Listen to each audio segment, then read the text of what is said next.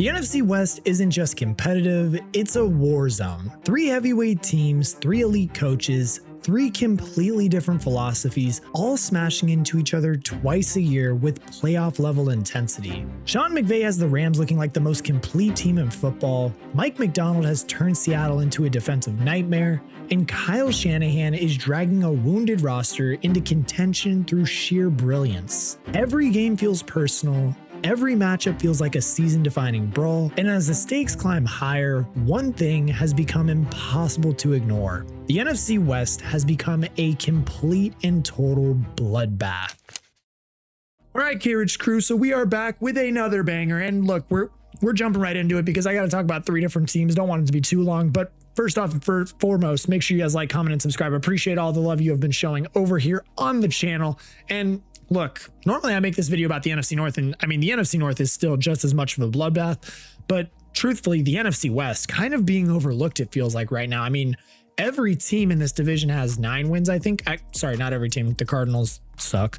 The Cardinals don't, but the other 3 teams, I mean, you don't want to play the Seahawks or Niners. Like, the Niners are gonna, or I mean, not the Niners, the Seahawks might get a road playoff game to start the playoffs. Like, they might go to, who's the 2 seed in the NFC? They might actually have to go play an in-division game against like the Rams or something. I don't know, whatever it is, it's gonna be crazy. But I mean, we have to begin with the Rams right there. We were talking about it because they're just the team right now that if I had to put my money on a team that's gonna win the Super Bowl, it's got to be the Rams. It's got to be the Rams. No other team. Like, I mean, these boys surely have to be viewed as the very best team this year, and their roster is absolutely loaded at every single position group. And the man calling the shots is not only one of the best brains in football, but is a proven commodity in the playoffs, having led these boys to a Super Bowl back in 2021. Of course, we do have to start with Matthew Stafford, who is currently executing an MVP season too. Matthew Stafford has 30 touchdowns and 2 interceptions on the season. Matthew Stafford is the league MVP right now. If the votes were to come in today, Matthew Stafford is the league MVP. Matthew Stafford is also a Super Bowl champion. Matthew Stafford is a dude who, if he leads the Rams to another Super Bowl, first of all, he's definitely going to the Hall of Fame. He should be in the conversation as one of the great quarterbacks of this generation. Like, really what he's doing on a weekly basis is just insane. He's always had elite arm talent, and now he's combining that with almost 2 decades of experience in 4 years within Sean McVay's system. At one point this year, he set an NFL record of 28 consecutive touchdown passes without an interception.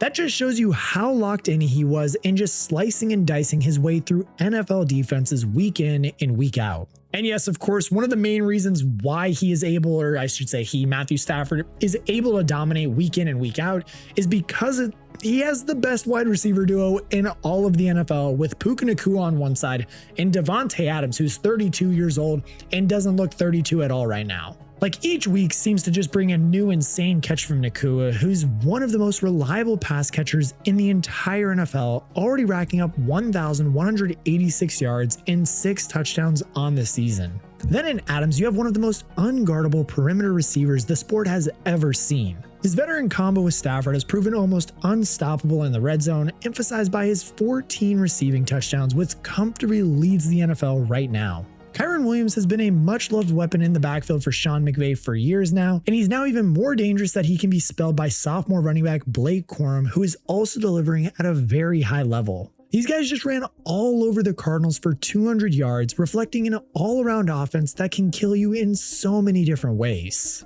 Put it all together, and Matthew Stafford has thrown 27 straight touchdown passes without a single interception, tying Tom Brady for the longest such streak in NFL history. And then when they want to run it, because they want to, they can.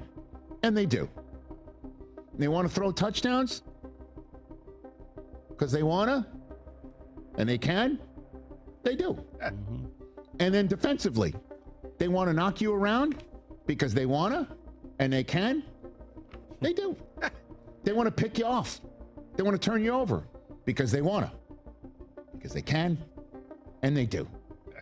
That's how it looks for the Los Angeles Rams right now, and that's why they are in fact playing like the best team in the NFL. Right now, the Rams offense is currently ranked 4th in the NFL, scoring 29.2 points per game, but amazingly, the defense is even better. They're conceding just 17.5 points per game, which is the third fewest in the NFL. And the crazy part about that thing too is just really when Aaron Donald retired, a lot of people were questioning on how this Rams defense was going to be able to adjust. And well, to do that, the Rams, they went out and they rebuilt their entire defensive line, which is now younger and yeah, it's 4 or 5 to make up for one Aaron Donald. But I mean, look, that defensive line has to be one of, if not the best defensive line in the entire NFL right now. Byron Young is tied for 5th in the NFL with 11 sacks, and the team as a whole is tied for 6th most with 36. These Rams have to be viewed as the best team in the NFC and have a great shot of going all the way to the Super Bowl. Amazingly enough, too, the biggest threats to them making it all the way to the Super Bowl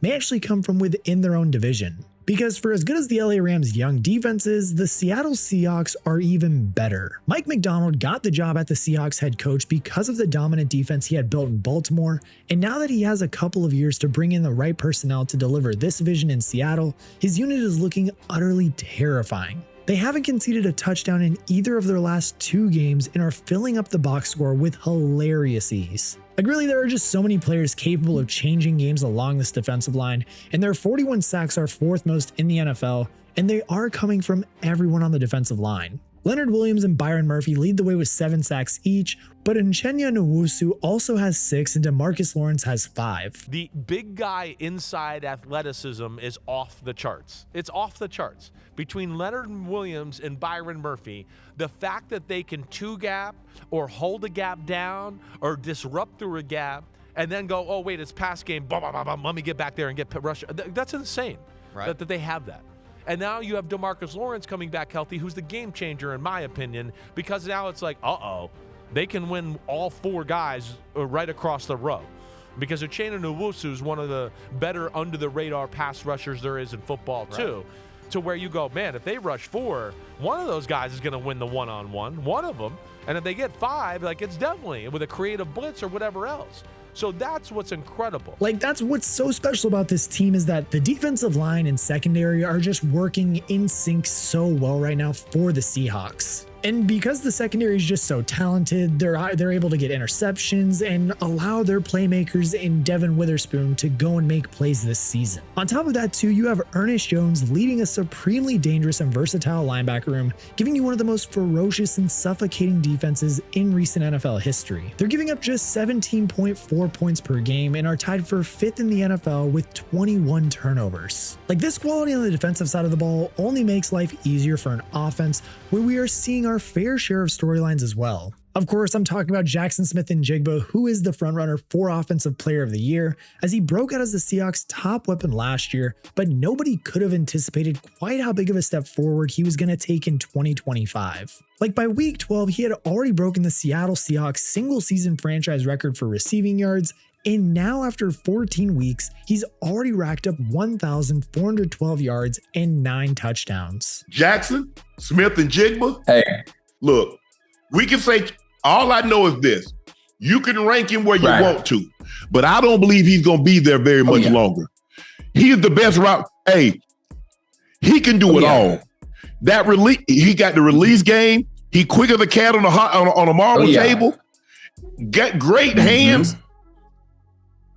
Man, he's special.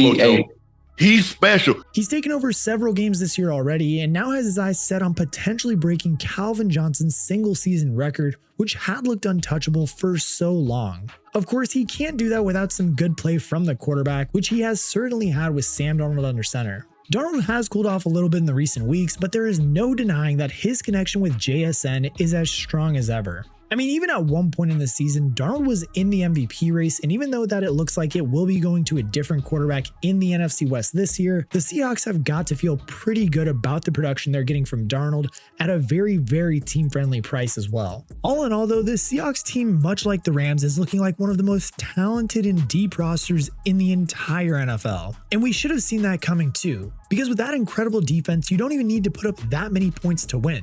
But Darnold and company have proven they are more than capable, meaning this is another team who should cause a lot of problems when the playoffs roll around. And now finally, we have to talk about the San Francisco 49ers because they're just kind of a team that seems to always be there or at least around being in the playoffs. And I'm sorry, I know Seahawks fans, I forgot to change the hat.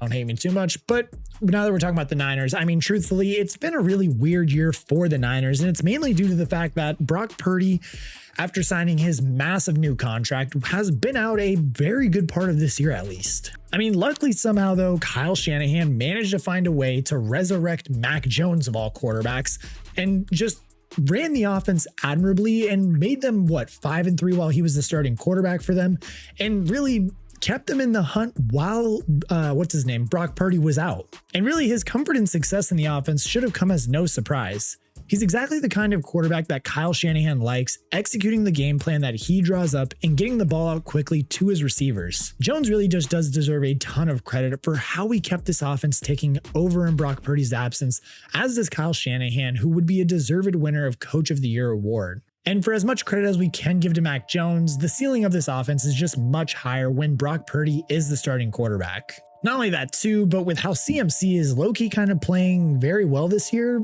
it kind of makes this one of the most dangerous offenses in the entire NFL, as his 849 rushing yards are the 13th most in the NFL, and amazingly, his 806 yards through the air ranks 17th in the NFL. That's right, he's delivering as both a top 20 runner and receiver for the 49ers, and when he's on the football field, you know they have a very high chance of winning. They are all back healthy together now, and when you combine that array of talent with Kyle Shanahan's genius play calling, good things just tend to happen. When the San Francisco 49ers have Kyle Shanahan, Christian McCaffrey, George Kittle, and Trent Williams, I got a lot of money on them. You can't sleep on guys like that because they got Hall of Fame caliber players. But what did you say to me at the beginning of the show? Defense wins championships. Do they have enough on that Defense side? wins championships, but offense wins games. The problem for the Niners is just that injuries have completely destroyed their defensive side of the ball, as Nick Bosa and Fred Warner are both among the very best at their positions, and both have already been lost for the entire season. On top of that too, the team's first-round draft pick, Mikael Williams, has also been lost for the year with a torn ACL. So with so many key pieces down with injury, there's only so much that the defense can do, but these boys have continued fighting. They've given up just 17 points over the last 2 games combined and currently ranked as the 8th best scoring defense, giving up 20.7 points per game. You really can guarantee that the San Francisco 49ers are going to play hard regardless of who they're able to put out there, and they still have a ton of talent on offense and have some of the best coaches in the entire NFL, which means nobody will want to play them as the playoffs roll around. What really makes this division just so terrifying though is that all 3 contenders are built to expose each other. The Rams can overwhelm you with firepower, the Seahawks can suffocate you with defense, and the Niners, even with half their stars missing, still hit harder than almost anyone in the league. You really could argue too that in any other division, each of these teams might be the frontrunners. But instead, trapped together in the NFC West, every win feels like survival, and every loss feels like a fracture, and only one of them is going to escape this gauntlet intact. Whether it's the Rams' offensive juggernaut, Seattle's relentless pass rush, or San Francisco's resilience under adversity, somebody in this division is built to make a deep playoff run. And not only that, but somebody is going to have their season ended by one of their own neighbors.